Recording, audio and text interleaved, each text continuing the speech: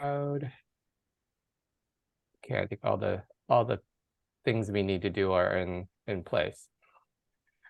All right. Well, thank you for being here today, and thank you for enduring with us over the past 5 sessions or 4 sessions. This is our last fifth and last session, and we have some exciting news at the very end that we'll share. But we also want to use this time together to really, I think today's sort of a day of reflection, processing, and also some planning, especially we have some idea, like we're gonna have, some ideas for you to how to kind of carry this on either individually or do it in a group fashion within your department and school. So that's sort of our plan for the day. All right, let me go to the questions that we'll try to address today. So, we're going to reflect on what's the most useful or impactful thing you've learned. There could be the tools itself, or it could be just a particular technique or a particular strategy you learn. We're also going to ask you to think about how do you apply the learning into your own personal life or your own professional work? And then what does it mean to be an AI ambassador for your area? And then how do you continue to grow? So, and within each of those, there's lots of opportunities for you to share and also additional resources that we'll provide. Before we dive into this, anyone want to share, any updates or, things you want to share with the community?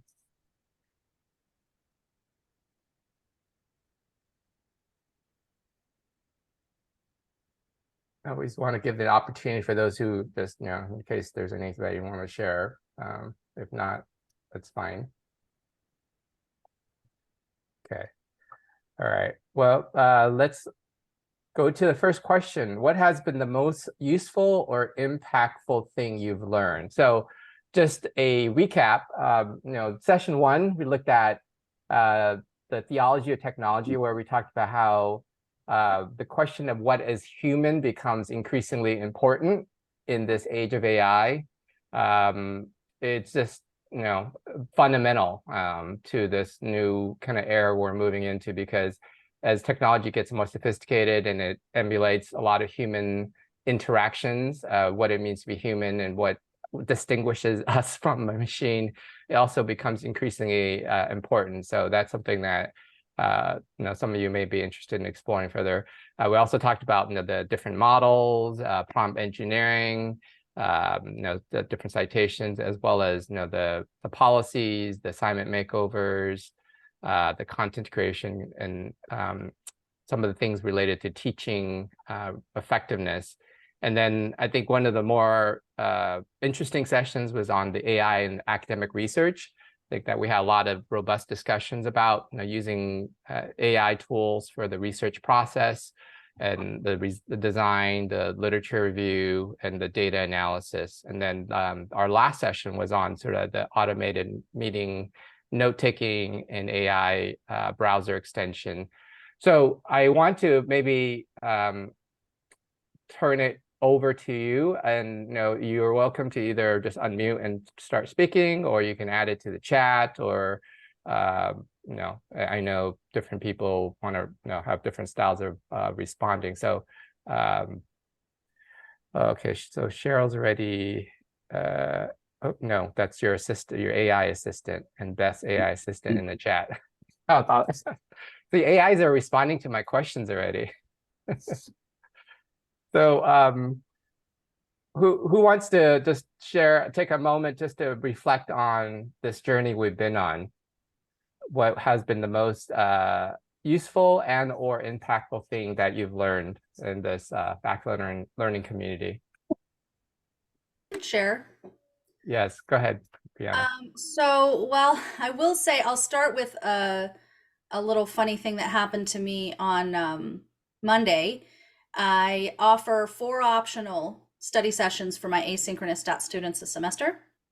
And I think I told you guys last time that in the previous one, I only had one or two real people and the Yep. rest were AI. Well, this time I had eight AIs and no real students. So I waited 15 minutes, 30 minutes, and then nobody showed up. So I closed it down. So the students did not get their video recording because there was Mm, nobody to talk to. So I think we're going to have some really interesting dynamics where we have to explain to the students and work with the students and say AI can do a lot of things, but it can't fully replace that human presence. yeah, So it can be a wonderful tool when you can't be there, but if nobody shows up, then the interaction is gone completely. So yeah.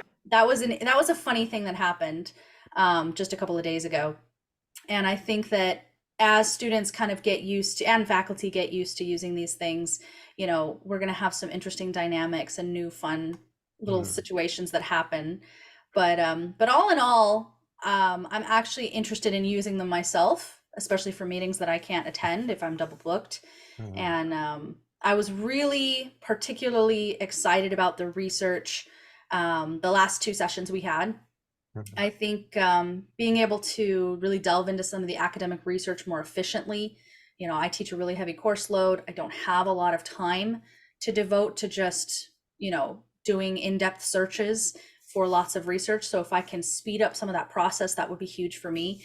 And I'm looking into the AI browser extensions, YouTube summarizers and things for grading purposes to see like what kind of tools can I use to automate some things so that I can focus on the really important things that I'm engaging with my students on, and the things that are not as important, you know, like homework and things like that. Whereas projects I really engage. You know, what tools can I use effectively and efficiently, and where do I need that human yeah, interaction with them? So yeah, I think that's where I'm going from here uh, is exploring how I can use these tools. So yeah.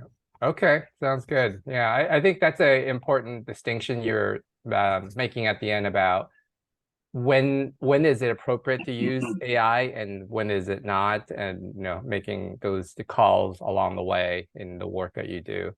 Yeah, that's actually a AI fluency skill. I have a little thing later on that talks about the different, I think there's like 8 new fluencies when it comes to the use of AI. And that's exactly one of them is the determination of when is the right time to use it and when is not the right time. So, oh, thank you, Brianna. Um, someone else want to share what was the most useful and or impactful thing you've learned during this FLC? Sure, I don't mind sharing. Yes, go Um, ahead, Brian. I've really enjoyed the personally just seeing how my work has really just kind of transformed by using ChatGPT in research, using Elicit, using Research Rabbit, and just being excited when I share those resources with my students as well. It's just a way just to help them better access those articles and um, basically just like leverage this new technology. And one of the things that's been really interesting is after I kind of share this news with colleagues or students, some of the responses I'm getting is, "Oh, it's nice to see someone actually excited about AI." Because my impression was that some of the other conversations that they're having is more kind of fearful, like it's Mhm. going to like replace them or steal their jobs or um, basically kind of substitute for that real person interaction. And in my experience, that has not been the case. It's just kind of freed up a lot more time to really pour into that sort of mentorship and kind of speak into them in a different way. Hmm. So I've really, really enjoyed this course, and I am excited to share this technology with my colleagues as well. Okay, thank you. Yeah, that's good to hear. I mean, I think there's always going to be sort of the bell curve in terms of adoption of any new thing, including new technology. And your this cohort of folks, I mean, all of you are in the early adopter stage, whether or not you realize it or not. The fact that you're part of this group and your interests and all that, I mean, you are in the early adopter group, and it will take some time for many of your colleagues to kind of get on board, so to speak, and it will take some time also for just the general culture in academia to get on board. But I think hopefully now that you kind of gone through this course, there are kind of basic, essential, foundational kind of knowledge and skills you've acquired that you can be the traffic controller, if you will, to help people move along to as they move to a point where they're okay. I think this is important. It's kind of like back in the day. I remember online learning was like a new thing. People used to say, "Oh, I don't have to worry about online learning because I'm just gonna wait until this trend goes away." Of course, it doesn't go away because it just becomes increasingly more important and more pervasive. But now I think most people have accepted online learning as here to stay, and they've kind of are adopting to one extent or another. So next, I could share. yeah, please. I think for me, I was kind of looking at two different contexts because I work with multilingual students, English language learners, and then I guess there's a third context where I'm also working with grad students who are preparing to become teachers. So considering different groups of learners, I was concerned because depending on their English proficiency, I didn't want for AI to become crutches for them.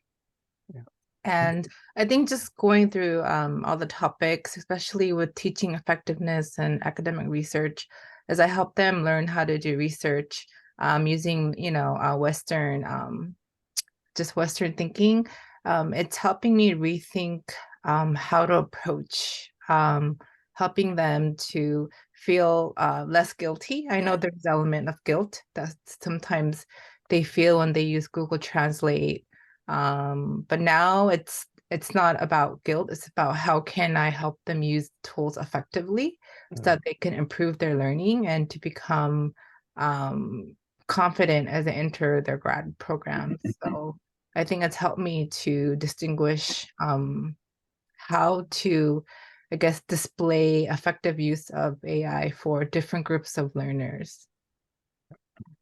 Yeah, and I think that description you're giving about sort of the progress of how you integrate the tool. In the beginning, it's kind of like this shotgun approach. Like, is it good or is it bad, or is it helpful or is it not, kind of thing. And then as you get more knowledgeable and just greater fluency around it, then you can find unique entry points of when these tools become very helpful.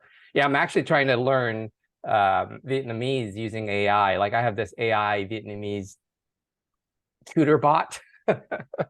I mean, it does a very good job in terms of the text part, but I need the sound, and it doesn't have that part. And that for me is, I mean, I'm learning how to, learning new words and construction of grammar and things like that. But I'm just hoping, oh, where is this? And then when I found this language learning chat bot that also does audio, but the audio is like robotic. It doesn't do any of the sounds correctly. So that's, yeah, we're still ways there. So, well, thank you, Lisa, for that. Anyone else want to share your experience, like most useful? Yes, Janet. Mine is a little side tour. Okay, because that's fine. I liked listening to what everybody had to say, and I think, oh, some of those things I haven't done yet, and I want to try those as we go. One thing I learned, which isn't like directly related to the use of a specific tool, but it was, I've been using AI tools now to facilitate my teaching and my grant writing and grading and things like that. But I've noticed something that hasn't been addressed yet, but I would like to maybe put that out there as something to, consider and get some information about.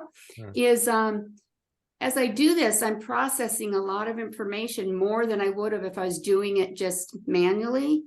And I noticed that, like in 2 days, I'm writing a grant proposal. I've done 5 different presentations and outlines for courses. I've graded like, I can't even count how many grading assignments using rubrics I created. So I've done this tremendous amount of work in a very short time, but my brain is like a small wire processing a huge voltage. And so my brain is still thinking, you know, after I'm done. And then I'll get feedback, like I got feedback back on the grant proposal, and like, here's more things to think about in the grant. And then I'm like, I haven't finished processing what I just wrote. And now I've got to process what the modifications. So what research or what information is there on how to intellectually and emotionally process this amount of information that's going through us in a much shorter time than we did before? I think it's having an effect. Yeah, I think now you're kind of getting into the area of research about sort of engagement or technology engagement or relationship to technology and how that affects their mental capacity or mental processing or work cognitive workload, a Yes. cognitive load of processing. I mean, things that I've heard is that so humans don't adopt as quickly, obviously, as at the pace of technology. I think this is what's his name? Yuval Harari. Gosh, he wrote Homo sapien. He's a Jewish big history kind of person. He wrote Homo sapien, Homo Deus, and then the 21 lessons for the 21st century. These are kind of big sweeping stories about history and sort of progress of civilization. One of the things that he talks about, and when he's asked questions about AI and things like that, is he always talks about how it takes humans in society at least 1 to 2 generations to take something like a new technology and become normalized, like for us to fully feel normal in that, like kind of like the internet, if you will, or computer. It took a generation or two for society to not only embrace it, but actually to allow it to be part of our lives, and it doesn't become sort of this extra load or extraneous feeling. Oh, I can't, you know, the overwhelmingness that you're describing. So that's kind of like his take as a historian, that it just takes a while now for us to get to a point where we're at peace in our relationship with this AI technology. One of the things that he talks about in terms of like, so what do we do with that, and how do we approach that technology now and from the moment, is what the real question is, as you know, you have to make it practical. Like, what aspect of this technology is going to impact your workload, or your how do you say it, your ability to do your work that supports you and your family? Sort of like the practical, like how there's a lot of talks about automation and AI taking away jobs, and all that. You kind of have to assess it against your own role. Like, how much of this technology is it going to impact your ability to make a living? And those areas that are the most concerned are the areas you focus in on, rather than trying to focus on everything that AI's impact in society. And I thought, that's a very practical approach. Like, you think, for example, if you are I just was at the auto shop a week ago, and I was talking to this guy I've known for many years, and it's like, so are you working on electric cars or anything like that? He's like, nope, not going to touch that. He says there's right now like 90% of the cars on the road are still the traditional gas cars. And so he's in his like 50s, and it's like, know what, I'm going to retire just fine. There will be plenty of cars I can still fix. It's not going to affect my life and livelihood. And I'm like, okay, I mean, that's practical. I mean, he could, he's like, well, I can go to school, learn about all this stuff about new electric cars and all the gadgets and electronic, but for him, it's like, no, I'm good. So I think it's and there's no, I think for educators, we are still going to be an essential part of learning. That it's not going to take over learning anytime soon. I mean, no matter how sophisticated AI tools get, educators will play a vital and important and necessary role. I mean, at least for the foreseeable future. So I don't, yeah. Yeah, BJ? Can you hear me? Yep. Yeah, okay. Wait, This is maybe a more philosophical, ethical question that's just coming out of this. So considering that a lot of these, because I'm looking at a distinction of where this is going in another generation or another decade, if you will. The internet, though, is it's free. This is not free if you want to excel in this. So what does that mean in terms of the learning outcomes for people who are poor? Well, there are free versions of these tools. It's limited. So it's not like it's totally inaccessible. It's just there's limitations to the free. And yes, there will be a bifurcation that's going to happen in terms of those who can afford the latest, best version of the tool versus those who cannot. My thinking is, in terms of education system, most schools will eventually have their enterprise version of these, access to these tools for all the people. Like it's kind of like we have access to all the Gmail suite, for free. Like normally, if you were to go outside, you would have to pay like I think $10 a month or something for the Google suite or the Office account or whatever. Whereas if you're part of a school institution, you will have access for free. Same thing will go for companies. If you work for an organization that somewhat sizable, it will probably have give you access to those things. So I think more and more the access will increase over time and in society. And yeah, that's sort of my thinking. In the beginning, it will have this in unequal access, but over time that will even out, hopefully. It's sort of like internet now.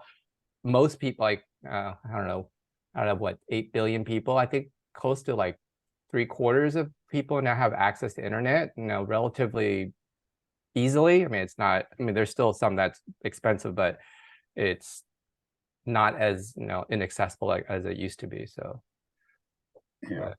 Yeah. So shouldn't there be somebody then like that we should get plugging our university to fund some of this stuff so that we could excel on some of these things? Because I'd love to have some extra abilities to do these particular AI things. Yeah. I think that's a very fair ask, and I think hopefully soon.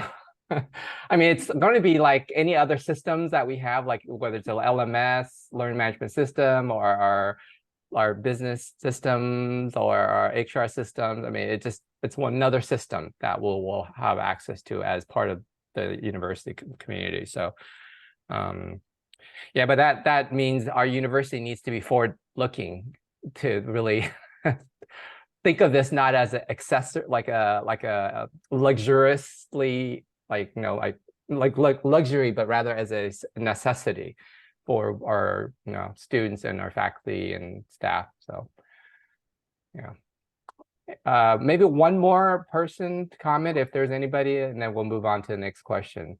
But yeah, this is a really good discussion. Thank you for contributing. Anybody want to talk about the most impactful or useful thing you've learned?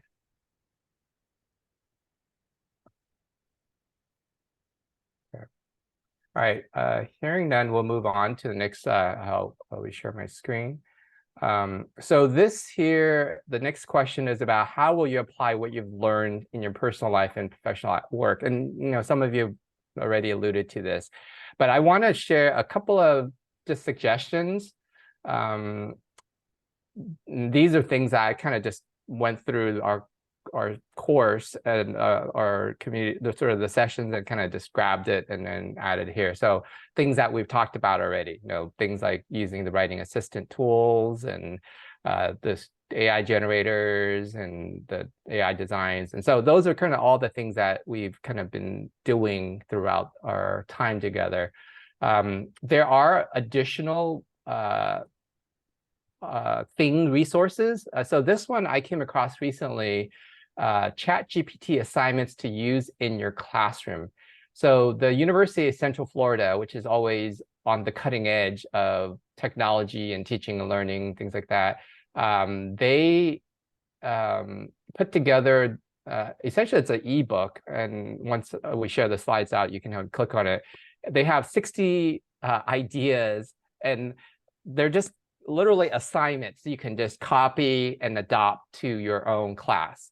And it goes like very simple things like using GPT, like prompt assignments, prompt engineering assignments. Those are kind of the basic things, to more deeper, like integrating. Like there's one section that talks about how to use it, like simulation assignments, which is now like a little more sophisticated use of the AI, and to creating one, like there's one one example, I forget if it's in the book or somewhere else, I saw this historian, this historian in his class, he's talking about like Pompeii in like 300 or whatever, is it AD or BC? I can't remember.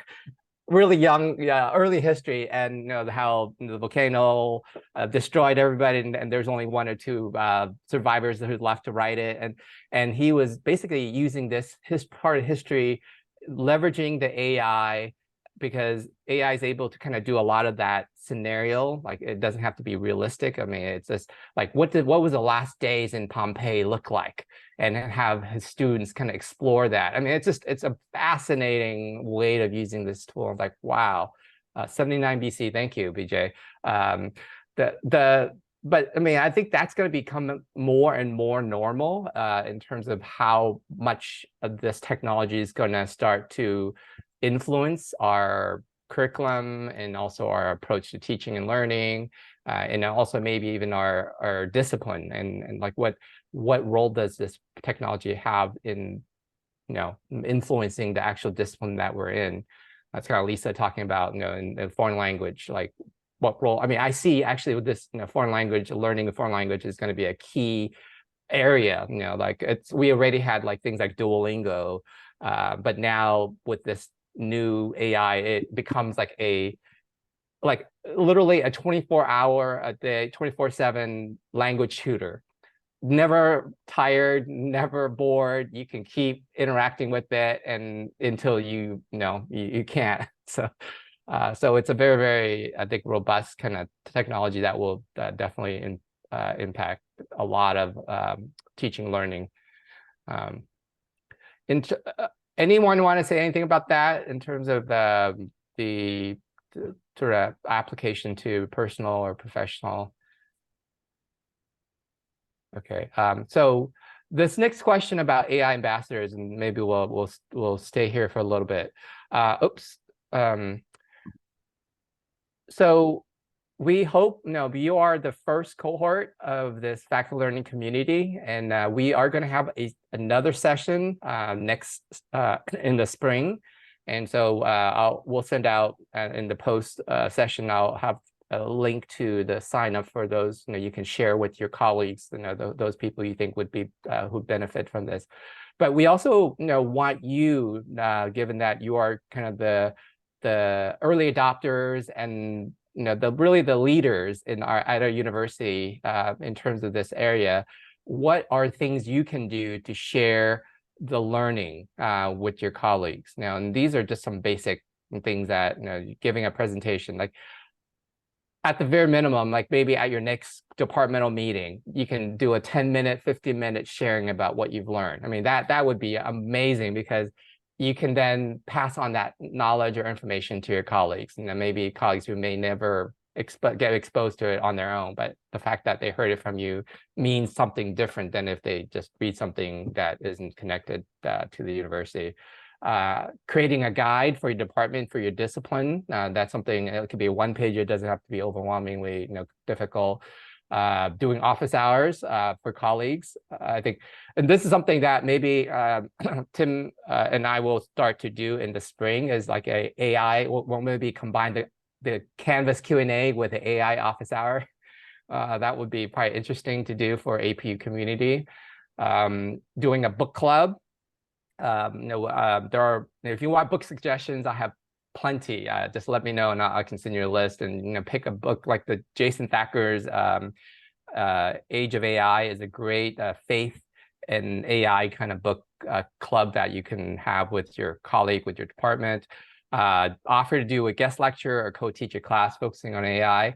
That would be amazing. I mean, I remember hearing, what was it? Was it University of Wisconsin and then Arizona State University, that they offer this, right? Basically, it's like a practical AI class. It's a non-credit practical AI class for students. And it was like a short, like 6-week thing. But it was like a group of faculty on campus who were interested in this, and they just got together and just offered this for students. And it had like over 1,000 people enroll because students were like so hungry to learn. And so something like that, maybe like within like School of Nursing, there are a lot of nursing faculty here. I mean, you can do a session for like a little mini course for your students of like the do's and don'ts and ethical frameworks. I mean, that could be very, very useful. And then finally conduct a study. We looked at some studies already on AI. So anybody else have ideas? Like, is any of these suggestions something that you feel you can take on? Hey, Mike? Yes, Hiccup, yeah. Yeah, in school educations, I am leading the book club. As you said, the age of AI, the Jason Perfect. Packers. Yes. We are meeting, once a month, the last the Wednesday. Yeah. We meet together to discuss, to share the book. It's a great book, Yeah. So, AI we view from Christian perspective. Yep. That's great book. So we met September, October, and the end of November we'll meet one more time. So Okay. we are looking, so viewing, discussing, how we view the AI from Christian perspective like that. And then we had a school education kickoff meeting. I shared the AI issue Yeah. to all the faculty, especially in adjunct faculty, how we use AI, into the classroom setting. So, we are doing that kind of things right now. Oh, it's exciting. Yeah. Thank you, Hiccup, for leading the way for School of Education. I think that's very, very important. Yeah, especially in the School of Education. So, anyone else, that either, doing something or want to do something? I remember last session, there was a couple of, I think it was Janet and Brianna talked about doing a pedagogy AI course or something like that. I think I'm always open. If you want to sort of have additional resource person, I can come on, like help you, resource you, co-lead, whatever. So if you feel like you're not fully able to kind of do it on your own, just feel free to reach out. And Tim and I are more than happy to come alongside and help whatever way we can. So. Yeah, I'm on the faculty development, professional development committee for School of Nursing. And one of the things I did was I think I may have mentioned it before, I did a presentation on ChatGPT and AI in the summer, in August, for the adjunct group, which is a big group for School of Nursing. So it was like 100 people. So we went over an AI assignment I'd created, and I did a sample, and I walked everyone through trying it out. Which I think really helped was doing the practical. So that's some of the things that I'm trying to start doing for School of Nursing, is showing practical examples of like, hey, walk through this with me and try this out as faculty. Like, try out doing an assignment the way your student would do it if you created it. So it's been, it was great. We had a few hiccups, which is to be expected. It's like, oh, this happened. Like, someone was trying to do ChatGPT on their phone. They could not get logged in. Right, they were having issues with this thing, and so these are the kinds of things we need to know for our students too. So I think a lot of times when we trial some of these things with our our fellow faculty, it's a great way to share what we've learned here, but also get some feedback before we try them out on our students. So so far it's been really exciting, and I'm looking forward to building a lot more assignments with this. So I've already done a few, and I've got quite a few more that I'm planning with public health programs. So it'll be very exciting. All these tools we've learned have been really, really useful. So. definitely gonna be putting a lot of them. And we're really just scratching the surface. I'll in a couple of slides I'll show you there are literally thousands and thousands of these tools out there. We barely just scratch the surface in terms of exploring some of these tools. But yeah, but thank you, Brianna, for that. I know that your involvement with the School of Nursing fact development is very, very important and critical to a lot of the work that's happening there too. So, and thank you, Janet, for putting the information in the chat about your recent presentation to the school district and your proposal to study students and AI use. So that's also exciting.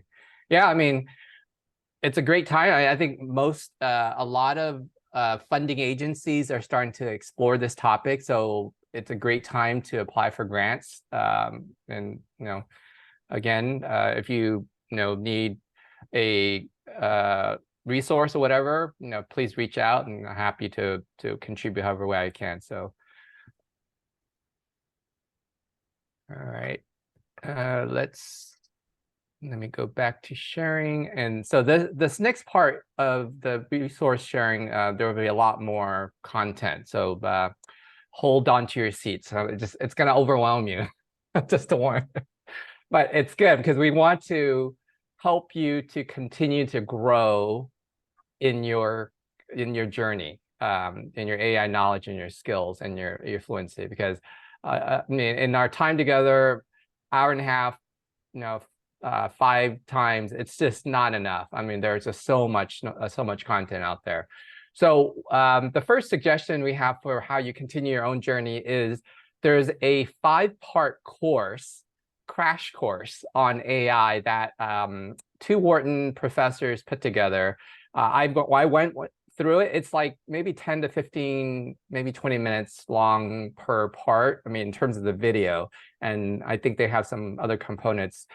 They've actually built out a entire exercise and everything for each part too. So if you really want to dig deep and go far with it, you can.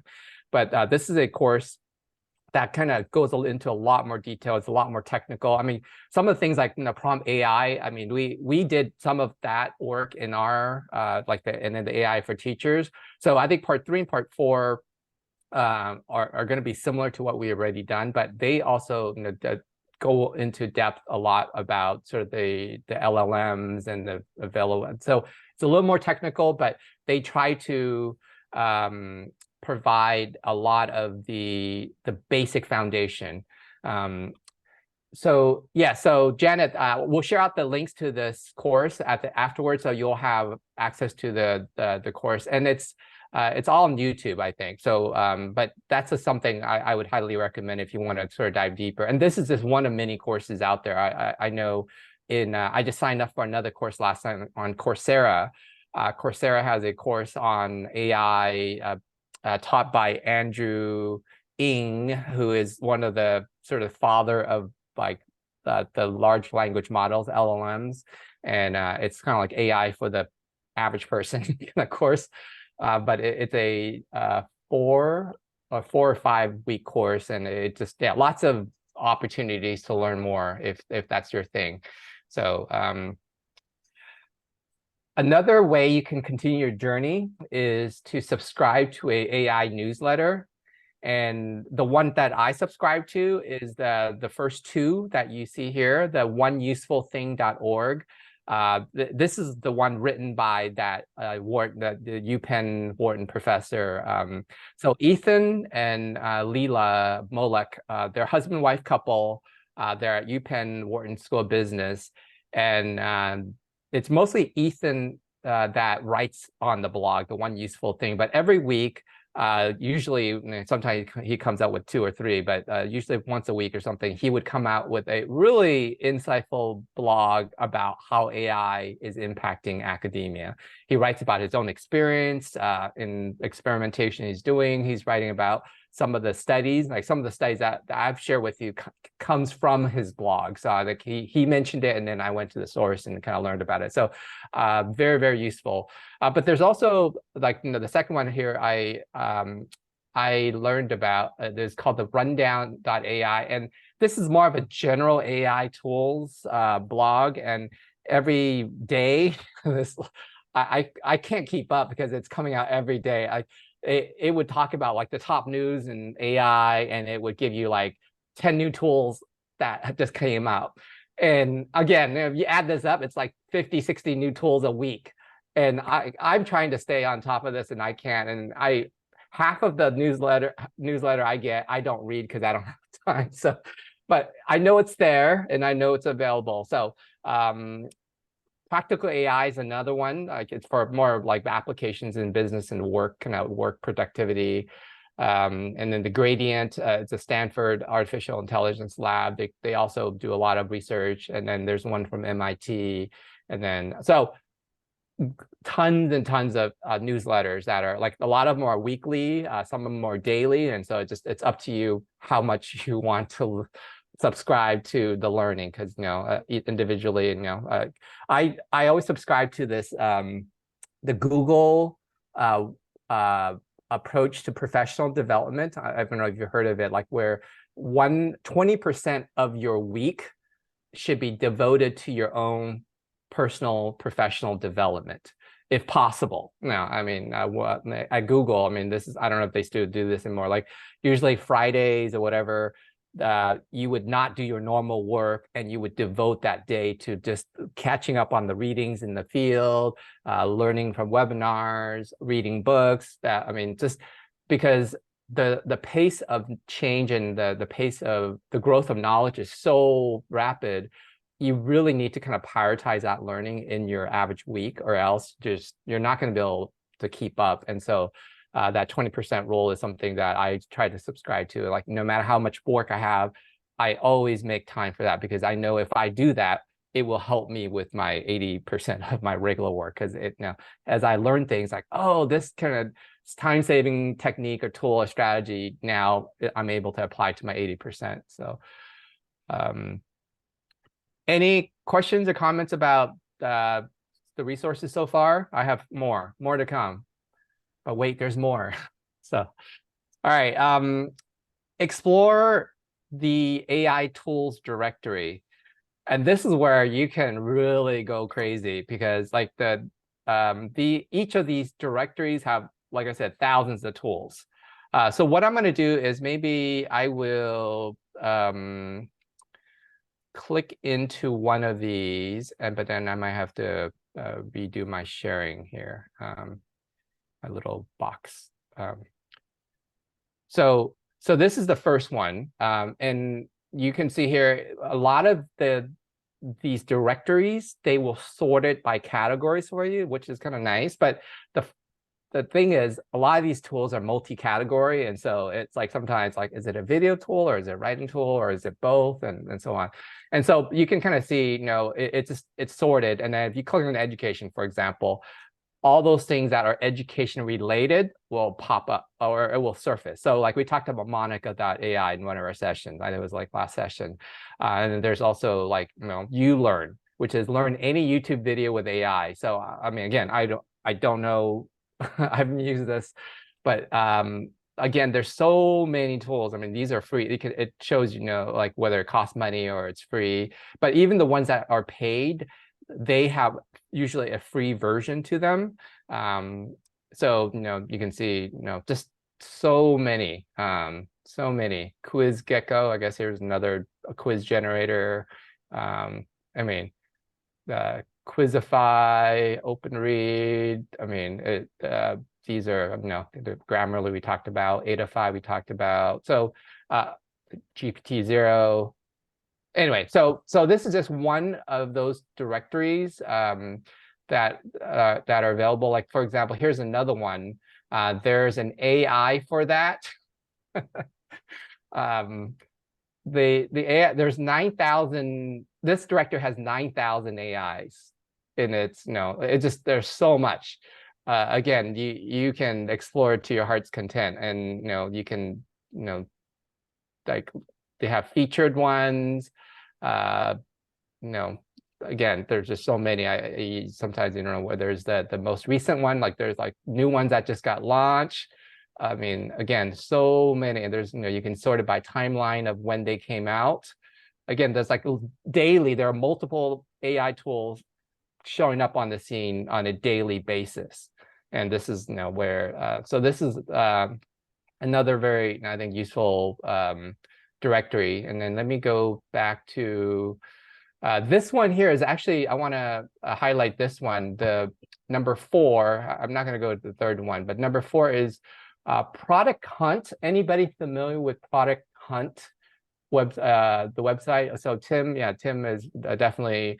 So Product Hunt is a general website. If you want to if you're a geek, you want to geek out on the latest technology or latest tool software, Product Hunt is where you go. And within that, you can search by categories. And then I did the pre-filter for you. This is the all AI tools. And this is a little bit of a like a marketplace, if you will. It's kind of like the Amazon for AI tools and many other software. I mean, I kind of just filtered it for artificial tools, but you can literally search through many things, and you can type in things like, I want to do a presentation AI tool or something like that.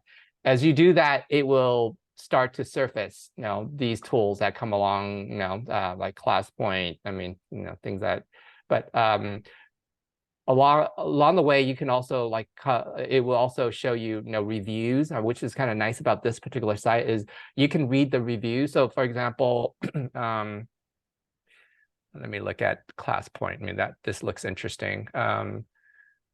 Oops, where did it go?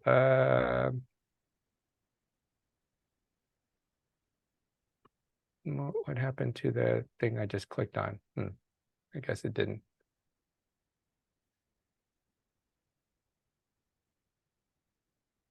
Let me.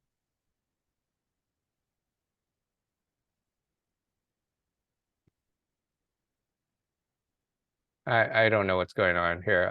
You know what? I'm just gonna click on one and just show you the review. So the nice thing about Product Hunt website, it's a lot more curated than the other directories, because the other directories are just literally just a listing of all these tools. Here you will see things like upvotes and reviews. And you can also follow. So the reviews will give you some insight into how people have used it, what they like about it, what they don't like about it. I mean, so there's a lot more information. It's kind of like an Amazon product review. It gives you a lot more information. Upvotes just tells you that was something. Now, if someone thinks it's a great tool, they will upvote it and so on. And they have a ranking usually every week on like the top AI tools, and as they as they come across things, you can kind of do it, and then you can just click directly to visit website to get to that product itself to see. So this is something that I would highly recommend you to explore, Product Hunt. And then the last thing I want to show you here is the Foundry, a Founder. It's just, again, another one of these large. This one has 6,000 tools, and a lot of them probably will overlap with the other ones in the other directories. This one here, you can, for example, it has categories again. I just click on productivity, and it gives you like a bunch of productivity AI tools. Again, you just no humans can go through all these tools. It's just you have to, I think, be discerning. And hopefully the list of tools that we've started for you is going to be a good starting point for you, so that you don't have to, I mean, you can always search for, like, if, let's say, Gamma is the tool that you've been finding, like, oh, very useful, like, but you want to see what other presentation tools are out there. You can use something like Founder to find and surface those tools. So, so let me, I think I will stop share there. So questions, comments, anything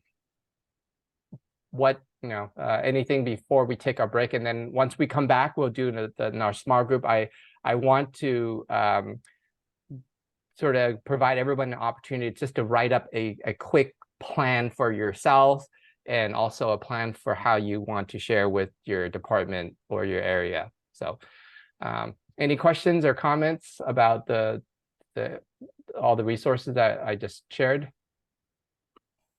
One thing I thought of that I actually didn't even really think about it as AI, but I've been using it for a few months is totally unrelated to education. It's a review checker.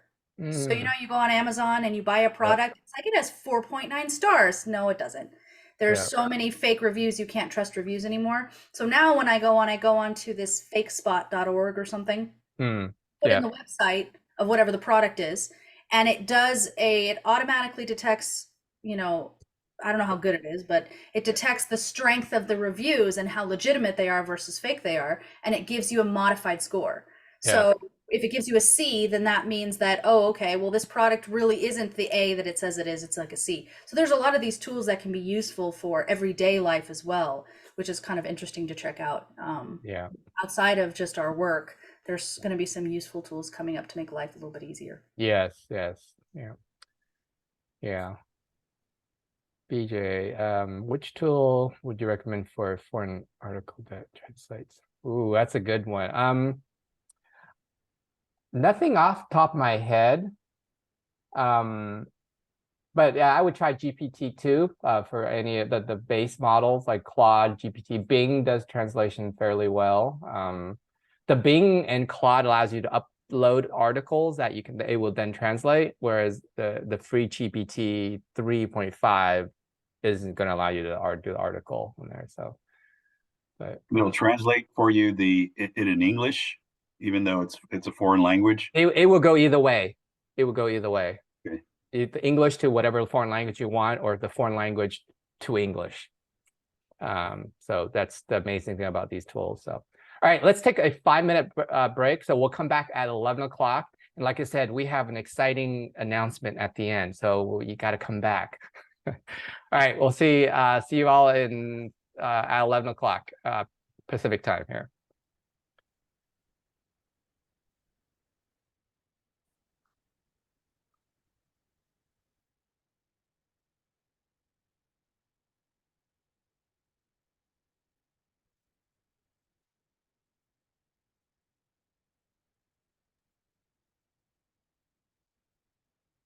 You're muted, Mike. Janet, the grant that you're writing. Yeah, I was thinking I want to talk to you then since you offered.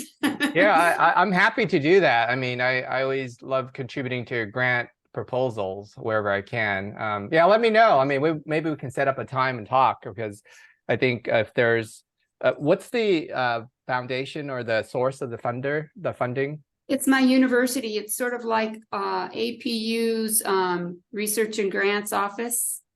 Okay. And we call it a CSME. I'm not quite sure what the CSME stands for off the bat, but it's a $15,000 grant, and I could send you the proposal. It's due on the 3rd. Oh, wow. Submitted it. I submitted it already in a rough draft and met with the person who's reviewing them, and he's given feedback and really interested in it. But I would love your feedback, because I have a $15,000 budget, and I'm not sure which resources maybe we put in for 10 students to participate. And I think if I just send it to you, you could review it and then give me some suggestions on how you would like redirect some of the design of it would be really helpful. But I'll send it to you right now in an email if you want. Okay. Yeah, I assume this is only going to be for students at your university, that or can it be multi-campus? Like, can we involve? Well, I think it could, because they asked for if you wanted additional participants, like co-PIs, and I could suggest, additional participants from another university, which would make it that much more robust. Yeah. So, as far as like then, say we did 10 at your university, 10 at mine, and then split the funding so that they would fund AI tools for your students, right? Yeah. So subscriptions, is that what you would, Yeah, I would say that would. Yeah. Go ahead. No, go ahead. I finished what you were going to say. I'm just asking you what your perspective on what you would want to see happen at your university in a collaboration with such a grant. Yeah, I would say, yeah, subscription to these services is one part, but the other part is really about there are systems you can get purchase. Like, so it's one thing is to have an individual subscription, but the other is to actually build out your own bot.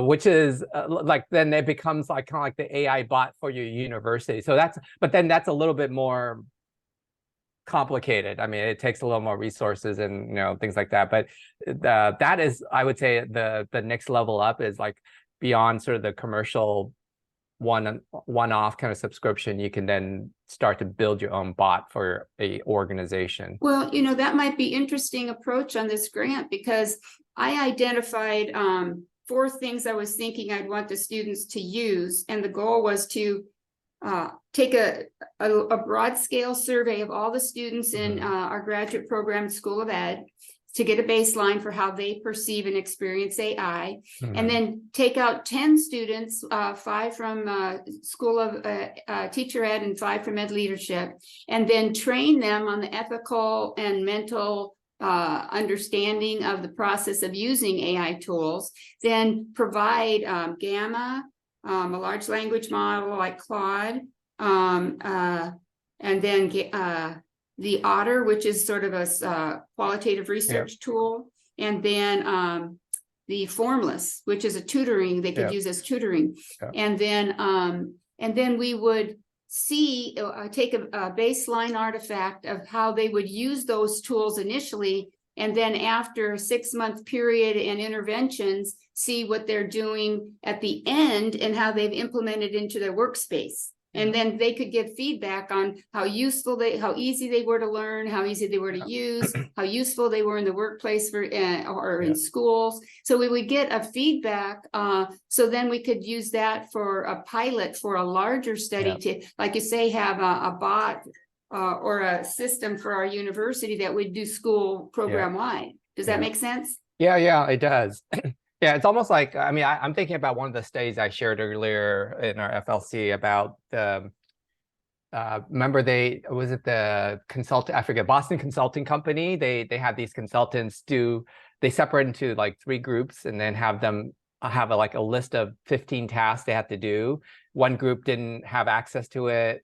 One group had a very good, I remember that. different, that's something that came to mind. Like maybe we break down the task of students, whatever the typical tasks students do, and then have these different control groups, a control group, and then the group that does, that use it. So I could see, and that's kind of what I'm doing in terms of getting the baseline survey and then taking out the ones that get intervention. But you know what? I think we should have 3 groups. One would be those that are trained in the way of using it. In other words, they get prompt engineering, a quality prompt engineering training, versus those that don't get any training and are using it, and those that don't use it at all. So I think the part that was missing in that research project was they didn't really inform us on, they didn't give a baseline skill of what the people that were participating, what was their baseline skills, right? So I think, to me, to have the conclusion, I need to know what those participants knew when they used the tools. And so, and that's where maybe this would work. And also I'm using a specific demographic, and it would be that way at your school too. We would do, those that have maybe come from maybe first generation, low economic, not having the background in using tools. And so that would be for a specific population. Okay. Does that make sense? Yes, it does. Yeah, let's talk more. Okay, and then, that sounds great. All right, well, welcome back, everyone. So in our breakout time, and this is always, I think, an essential part of our learning community, because this is where you actually get to interact with your colleagues and kind of come up with something practical. So let me go back to this here. So in the breakout group, so Tim, if you can maybe set up, I don't know, 3, 4 rooms. Let me see, 2, 4, 6, 8. I'll set up 3. 3, yeah. 3 rooms. 3 or 4 participants per room. Yep. And then in your group, I'll paste this into the chat so that you'll have it with you in your group. But I want you to kind of just talk it through. If you're already doing something, that's great, and maybe you can help colleagues who doesn't have anything yet in place. But create a personal professional development plan. I mean, like all the things that we talked about, like what do you want to, where do you want to be in 3 months, 6 months, a year from now in terms of your AI understanding and usage and application. Plan on how to share with your area, with your department, and then also like a resource, create maybe a resource guide or something for your colleagues or your students. I mean, those are kind of just suggestions, but really I want this to be an opportunity for you to interact with your, your peers to then hopefully make things more concrete. So, and we'll probably give you guys 20 minutes or so, and then I'll come back and, like I said, we have a good news to announce, and then we'll conclude then. So, so go ahead, Tim, and open those rooms. And so you go ahead and enter the room that you've been assigned. Thank you.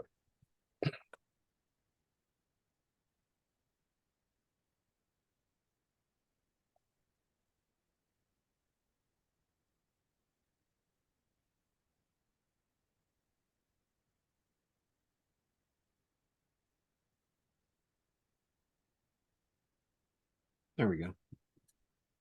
Let me pause.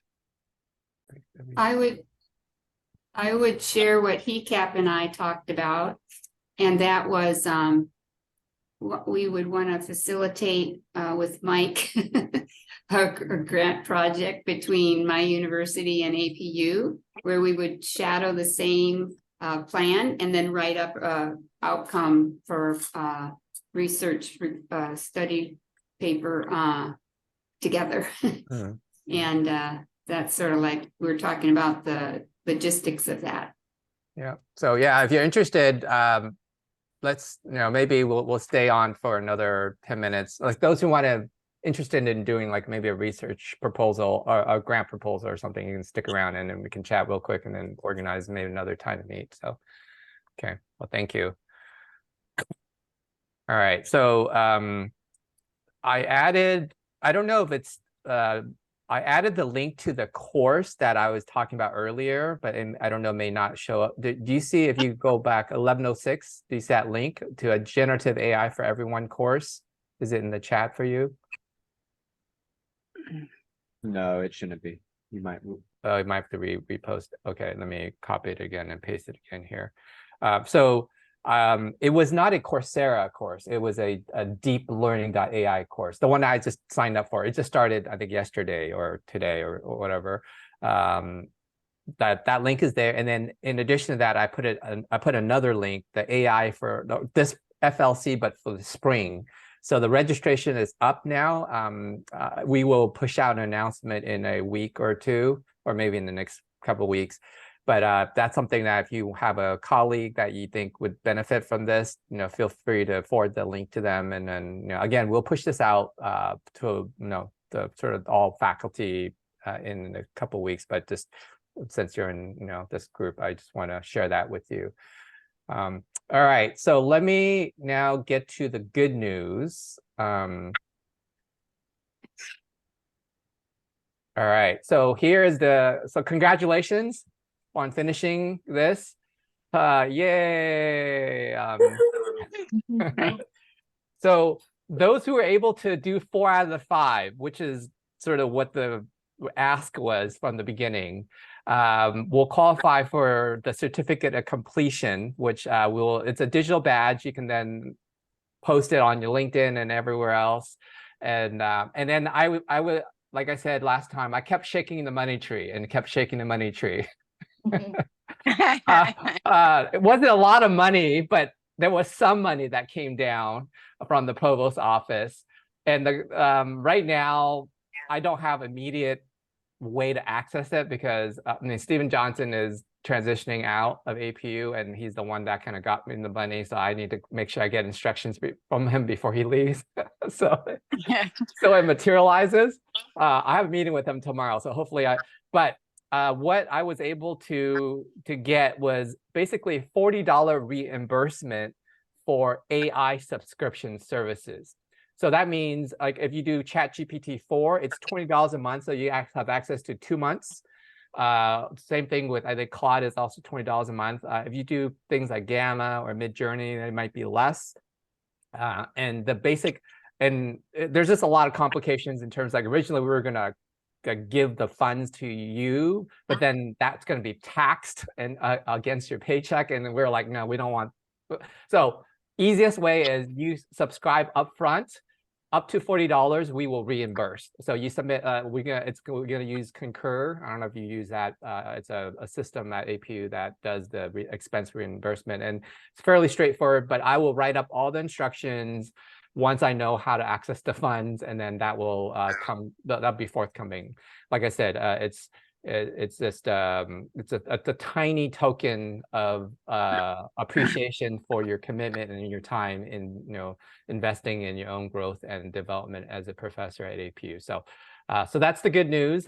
We will be sending out an evaluation of our FLC soon, and hopefully please take some time to complete that, so that that gives us some feedback on how we did, and also what we can do to make things better for the next cohort. So so with that, I think that's it. There was a question about sharing the FLC website. Yes, yes, the community. Yeah, so yeah, that's something that let me go to that website. Okay, so all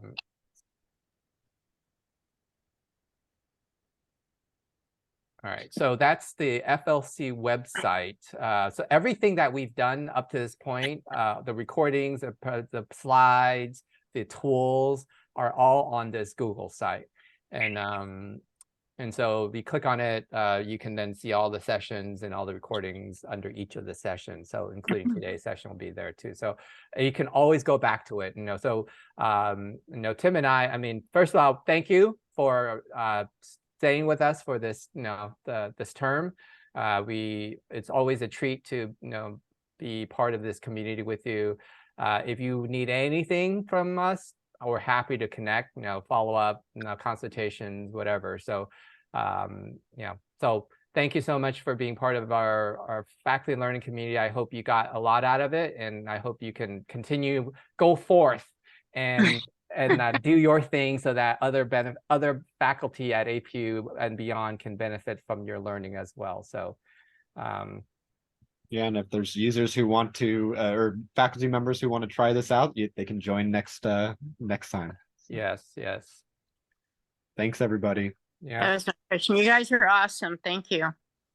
Thank you so much. Yes, this was amazing. And then when you say the one coming up, is that a repeat of this one, or is it the next steps? It will be a repeat of this one, because we had to cap the fall cohort.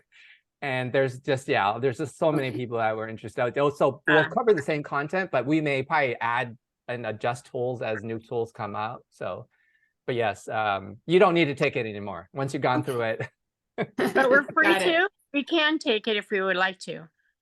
We will prioritize the new people, so that we want to. Well, we have the content, so yes, you have the content. We have the information to review. Thank you. Yep. You always have access to that AI FLC content, so you can keep that with you and keep learning. So yes, one of the things I was doing was I tend to go back and debrief what we talk about with the public health program, and I was showing them, because I was like, put me on the docket, I've got to share some of these research tools with you guys, and I showed them the research